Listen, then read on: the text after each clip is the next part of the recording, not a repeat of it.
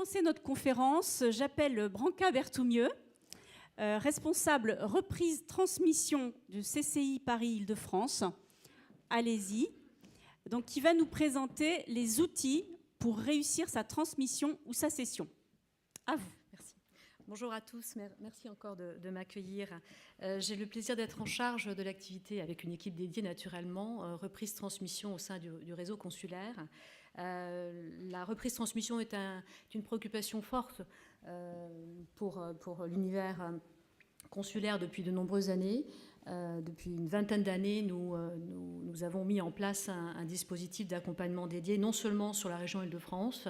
Nous avons rejoint depuis peu un outil national partagé dont la pierre angulaire est une bourse d'opportunités intitulée Transentreprise. L'objectif étant de permettre effectivement à ce marché de mieux se rencontrer, aux cédants d'être mieux accompagnés, sensibilisés et aux repreneurs d'être mieux préparés à ce projet qui est un projet de vie tant pour le cédant que pour le repreneur. Ce sont des milliers effectivement de repreneurs et de cédants accompagnés, des repreneurs personnes physiques et des repreneurs personnes morales qui ont un projet de croissance externe à mener. Sur le marché de la reprise, alors nous avons au travers de cette longue expérience d'accompagnement un poste d'observation assez intéressant sur le segment, je dirais, de la PME-TPE, parce que c'est le segment sur lequel nous nous sommes investis en priorité. Je rappelle que les fusions-acquisitions, quels que soient les secteurs d'activité, représentent 2%, un peu 2% uniquement du rapprochement entreprise. Et je rappelle aussi, sans vous inonder de chiffres, que 95% du tissu économique français est composé de petites entreprises de moins de 100, moins de 50 personnes. Voilà, c'est ce segment sur lequel nous nous sommes positionnés pour accompagner des dirigeants sur ces projets de transmission, d'ouverture de capital et de rapprochement. On parle du fameux marché de la reprise d'entreprise, on parle d'un marché ouvert, on parle d'un marché caché. Qu'en est-il de la réalité ? À ce jour, on dénombre à environ, ne serait-ce que sur la région Île-de-France, sur le marché francilien, 93 000 entreprises dont le dirigeant a plus de 55 ans. Donc ce qui nous laisse envisager que nous avons une pyramide des âges de nos dirigeants qui les porte demain à réfléchir sur les problématiques de transmission de leur entreprise.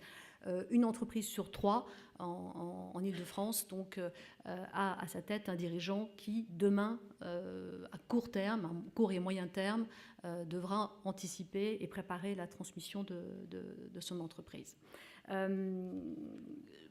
Pour peut-être compléter ce panorama, 5% de ces entreprises ont un effectif compris entre 1 et 50 salariés. Ça veut dire qu'effectivement qu'on a aussi autour de ces sujets des entreprises qui sont petites, unipersonnelles et sur lesquelles les problématiques de transmission sont assez prégnantes.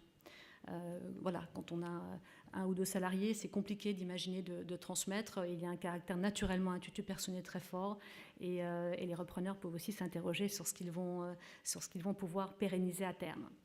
Donc un volume assez important pour les cédants, néanmoins de petites entreprises et nécessité effectivement d'accompagner au mieux cette typologie d'entrepreneurs et de cédants. Qui est le cédant auquel nous avons affaire ? C'est un cédant qui cède pour 50% à peu près pour des raisons d'âge. On est dans une motivation première, la nécessité de transmettre parce qu'il faut à un moment donné passer la main. Cela peut être aussi une cession motivée par d'autres raisons, des raisons de santé, des raisons d'opportunité aussi, un marché qui se structure, qui s'organise de manière différente et il faut songer à passer la main.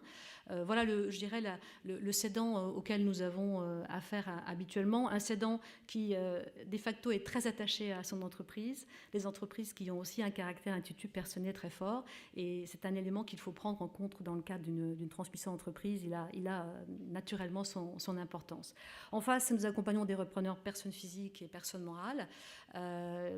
Donc, c'est aussi, je dirais, pour un repreneur personne physique issu de l'univers de l'industrie agroalimentaire, une possibilité de devenir son propre patron, de faire pour lui-même ce qu'il faisait pour d'autres.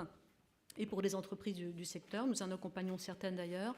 La possibilité aussi, au travers d'opérations de croissance externe, de consolider, de compléter son activité et de grossir sur un marché où des problématiques de taille intermédiaire peuvent aussi se poser.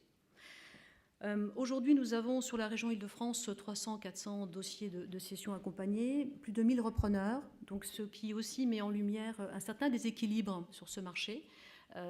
S'il y a des cédants parmi vous, réjouissez-vous, il y a effectivement un marché qui est plutôt en faveur du cédant. Il y a plus de demandes que d'offres à ce jour sur des entreprises qui sont effectivement des entreprises que l'on peut estimer comme étant transmissibles. Marché donc déséquilibré, mais pour autant du volume. Sur le processus de cession, c'est un processus qui est long, qui s'inscrit dans une durée que l'on peut définir comme étant entre 12 et 18 mois à minima. Cela veut dire qu'il faut effectivement, avant même d'être dans une logique de recherche d'un repreneur ou d'une solution de transmission, anticiper et préparer. Donc nous conseillons souvent à nos cédants de le faire très en amont, préparer, anticiper. Aujourd'hui, un repreneur qui vient vers ces sujets est un repreneur qui est devenu professionnel. On parle d'ailleurs d'une courbe d'apprentissage du repreneur. Et de la même manière, un cédant doit se préparer à cette démarche. Il doit déjà effectivement se poser les bonnes questions. Est-il dans le bon timing, dans le bon sujet ? Réfléchir au profil du repreneur. Est-ce plutôt un repreneur personne physique ? Est-ce plutôt un concurrent, un confrère, un groupe du secteur ? On parle souvent du syndrome du gendre idéal pour le cédant. C'est un sujet qui effectivement se pose à ce moment-là. La nécessité de préparer au mieux aussi son entreprise dans cette démarche. L'entreprise est un outil, est un patrimoine valorisable. Ça veut dire aussi qu'il faut border avec ses conseils les sujets qui sont encore imprécis. Un contrat de distribution, c'est un contrat de distribution, ce n'est pas un gentleman agreement sur lequel on travaille de manière historique depuis des années. Un repreneur sera naturellement rassuré si tout est bordé et si tout est lisible.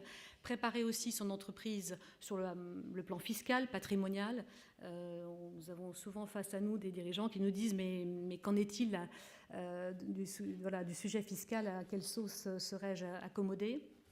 Et aujourd'hui, nous avons un contexte fiscal qui va plutôt dans le bon sens, qui va en faveur de la transmission d'entreprise, qu'elle soit familiale ou à une personne extérieure. J'évoque notamment le sujet du pacte Dutreil, qui est insuffisamment connu, mais qui peut être un bon outil de transmission, effectivement.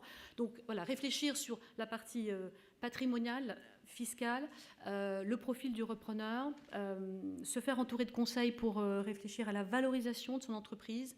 Là, on est sur un sujet où il y a souvent, effectivement, un peu de déception. Nous, aux côtés des conseils habituels, il nous arrive de valoriser, d'aider un dirigeant à valoriser son entreprise dans un contexte de neutralité et de confidentialité. Et souvent, on note une certaine déception quand on lui livre les conclusions et la fourchette de valorisation. Ce n'est pas une science exacte, a fortiori, pour ce qui concerne la valorisation des petites entreprises. Il n'y a pas de référentiel. Chaque entreprise est vraiment un cas particulier.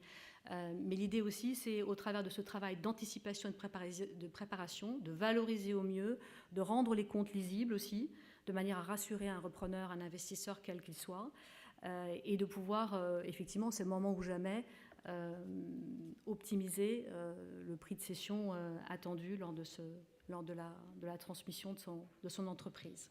Voilà, donc une démarche et un parcours qui est long, tant pour le cédant que pour le repreneur, qui nécessite effectivement d'être préparé. Il faut s'entourer de conseils aguerris, c'est une démarche importante dans la vie d'un entrepreneur. Et il faut aussi imaginer pouvoir passer à autre chose après la cession de son entreprise. Je parlais d'affect, et c'est le cas pour bon nombre de nos dirigeants qui vivent finalement cette rupture de leur vie entrepreneuriale, parfois comme un moment un peu nécessaire, mais néanmoins douloureux. Voilà sur globalement le processus de la cession, et j'ai bien tenu mon Très bien, merci. Vous avez même